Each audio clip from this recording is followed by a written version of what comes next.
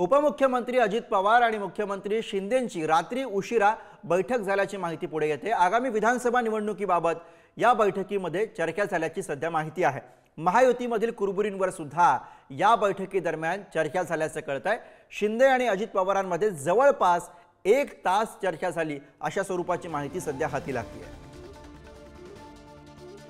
तर उपमुख्यमंत्री अजित पवार आणि मुख्यमंत्री एकनाथ शिंदे यांच्यामध्ये रात्री उशिरा बैठक झाली अशा स्वरूपाची माहिती आहे। जवळपास तासभर ही बैठक चालली आहे। आगामी विधानसभा निवडणुकांबाबत या बैठकीदरम्यान चर्चा झाल्याचं कळते आणि त्यासोबतच महायुतीमधील ज्या कुरबुरी आहेत त्या कुरबुरींवरही या बैठकीदरम्यान चर्चा झाली असण्याची शक्यता वर्तवली जाते।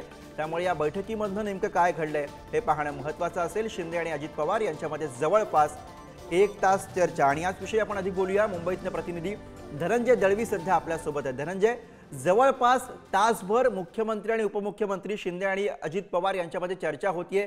महायुतीमधल्या कुरबुरी आहेत, जागा वाटपाचा प्रश्न आहे, काय नेमके मुद्दे या बैठकीमधून सध्या पुढे येत आहेत?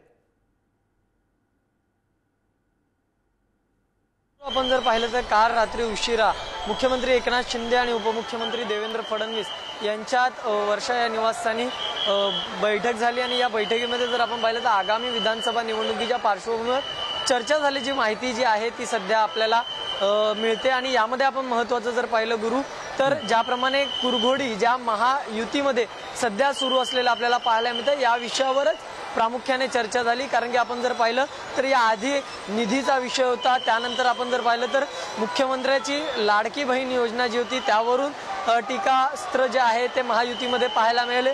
अंतर्गत वाद जे आहे महायुतीमधले ते उघड होताना कुठेतरी पाहायला मिळाले। अनेक आमदार जे आहेत ते नाराजी व्यक्त करताना पाहायला मिळाले। अशा अनेक विषय जे आहेत ते महायुतीमध्ये पाहायला मिळत होते। आता सध्या जागा वाटपाचा विषय असेल, या सगळ्या विषयांवर जी आहे ती नाराजी नाट्य सध्या महायुतीमध्ये पाहायला मिळतं आणि यावरच कुठेतरी हे थांबवलं गेलं पाहिजे।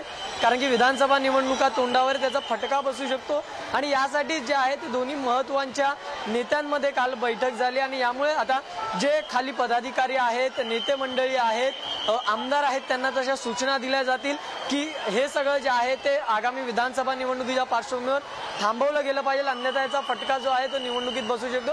त्याचबरोबर जागा वाटपाचा प्रश्न सुद्धा महत्त्वाचा आहे। कोणत्या जागेवर कोणता उमेदवार हा अधिक मजबूत आहे आणि त्याच उमेदवाराला तिकीट दिली पाहिजे। कुठेही महायुतीमधलाच उमेदवार हा अपक्षरित्या महायुतीच्या उमेदवाराच्या विरोधात उभा राहिला नाही पाहिजे।